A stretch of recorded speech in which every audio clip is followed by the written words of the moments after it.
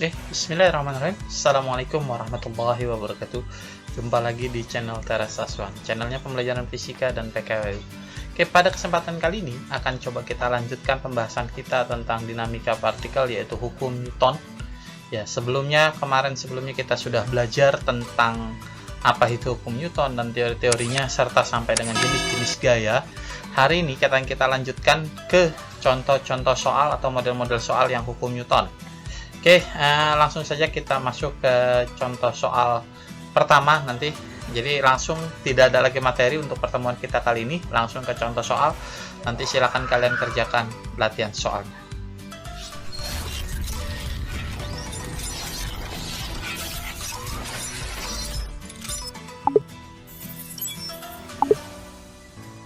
Oke, di sini pada kesempatan kali ini saya punya beberapa contoh soal. Sini saya punya 5, nanti ada 5 contoh soal yang akan kita bahas dan nanti ada latihan juga yang harus kamu kerjakan. Oke, langsung saja kita ke contoh soal yang pertama. Di contoh soal yang pertama di sini kamu lihat ada sebuah balok ya, ada sebuah balok bermassa 2 kg terletak pada sebuah bidang datar licin.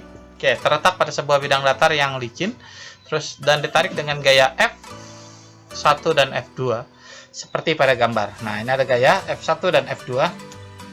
Oke, F1 itu 8 Newton tapi miring ke atas, dan F2 itu 8 Newton mendatar. Oke, ditanya berapa besar percepatan dan arah dari yang bekerja pada benda. Oke, di sini kata-kata kunci ini harus kamu cari dulu adalah licin atau tidak. Ketika kata licin yang muncul berarti tidak ada gaya gesek. Oke, dia tidak ada gaya gesek. Kalau tidak ada gaya gesek gimana? Ya, kalau tidak ada gaya gesek kamu tidak harus mencari gaya normal.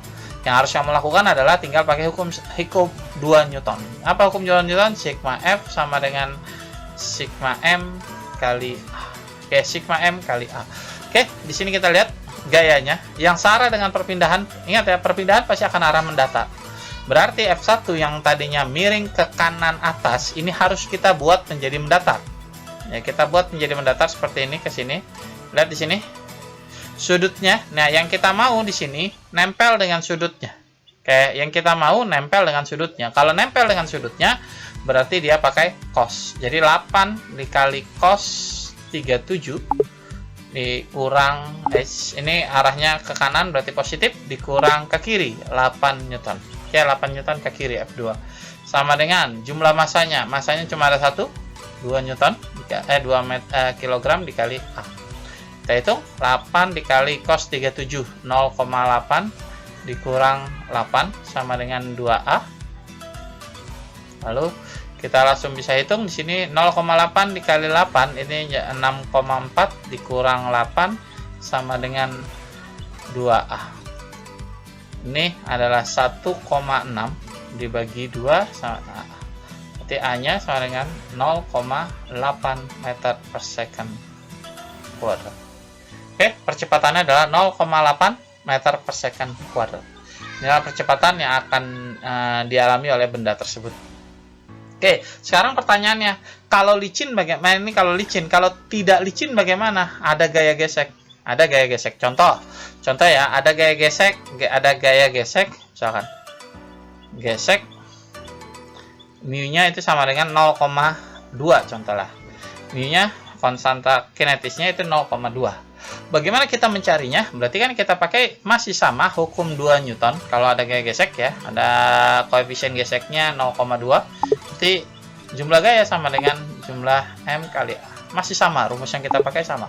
Tapi berbeda di sini. Berarti gaya yang kita pakai adalah, kita lihat di sini, 8 Newton ini tadi 6,4. Berarti gedean mana? Gedean ke sini. Gedean ke kiri. Ingat ya, gedean ke kiri. Nah, ini minus ya. Sorry, tadi minus ini. Ini berarti arahnya kemana? Ke kiri. Oke.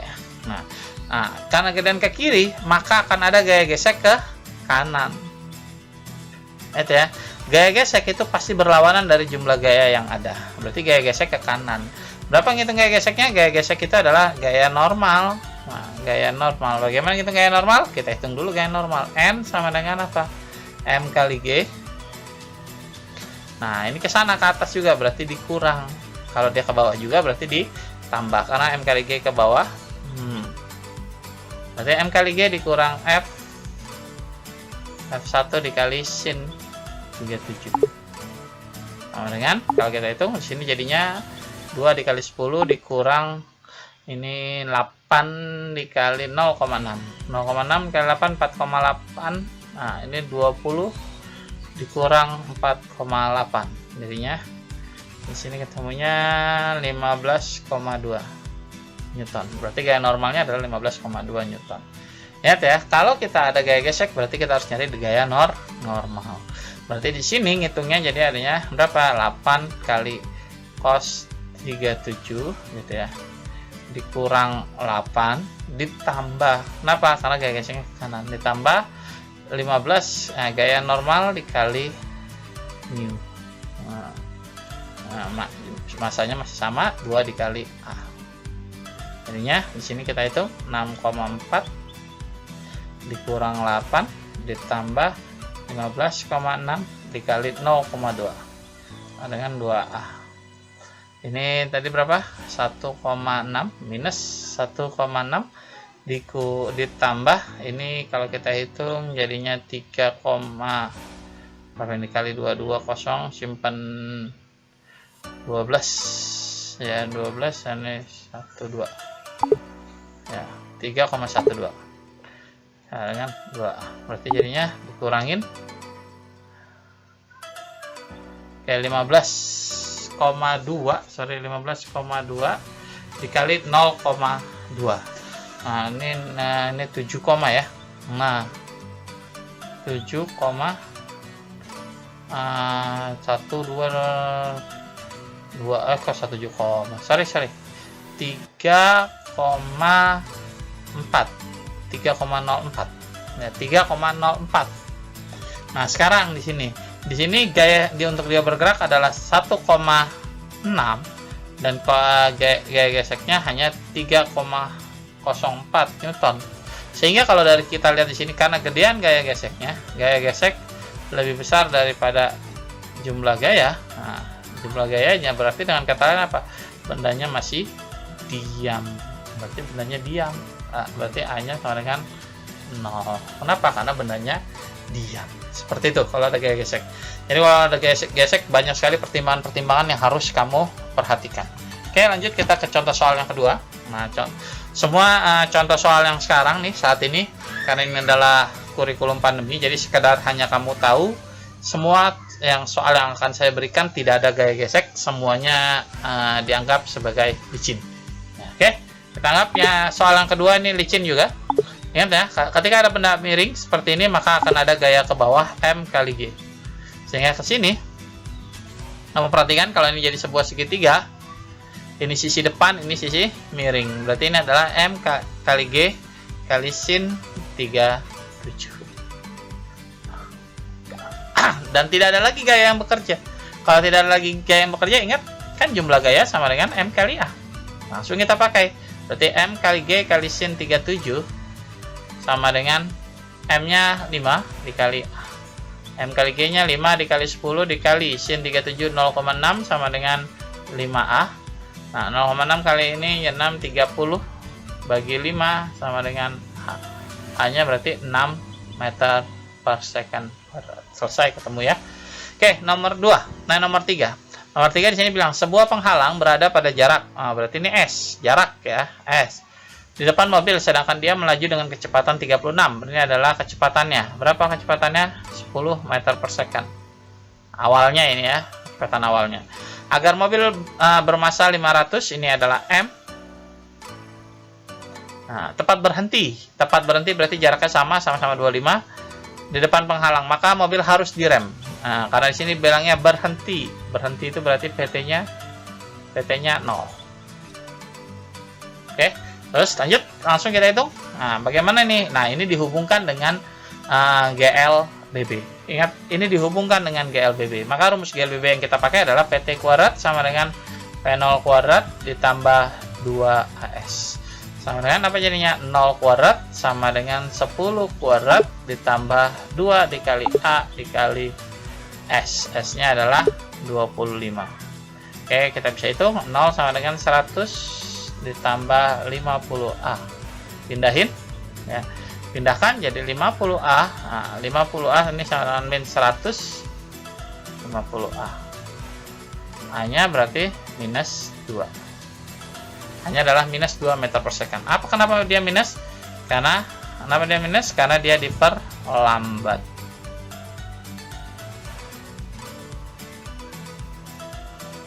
Nah, dia diperlambat, jadinya minus 2. Oke, kita lihat pertanyaannya. Pertanyaannya bukan ini, tapi maka mobil harus direm dengan gaya. Berarti gaya yang ditanya. Berarti gayanya apa? M kali A. Jadi 500 dikali 2. 1000 Newton. Berarti yang dibutuhkan adalah gayanya adalah 1000 Newton. Dibutuhkan gaya 1000 Newton. Oke, lanjut. Kita ke bagian berikutnya. Nomor 4. Dua balok disusun seperti pada gambar. Seperti pada gambar. Ada balok seperti ini, ada katrol. Masanya yang sini adalah 3 kg. Yang ini 5 kg. Pasti secara logika pasti ini akan turun. Nah, ini kan punya gaya berat masing-masing ke bawah. Yang ini berarti M kali G, nah, M2 kali G, yang ini juga M1 kali G. Nah, kenapa? Pasti secara logika pasti akan ketarik ke M2. Kenapa? Karena M2 masanya lebih besar. Masanya lebih besar. Tapi pernyataannya di sini adalah berapa kecepatan kedua balok saat setelah 2 second setelah dilepas. Berarti setelah dilepas 2 second. Berarti waktunya nih ya. T-nya 2 second. Nah, tanya apa? Cari dulu percepatannya. Bagaimana nyari percepatan? Ya tadi, sama sigma F sama dengan M kali A. Sigma M kali A. Sigma F-nya berarti apa? Nah, ini berarti M2 dikali gravitasi dikurang M1 dikali gravitasi sama dengan M1 tambah M2 dikali A.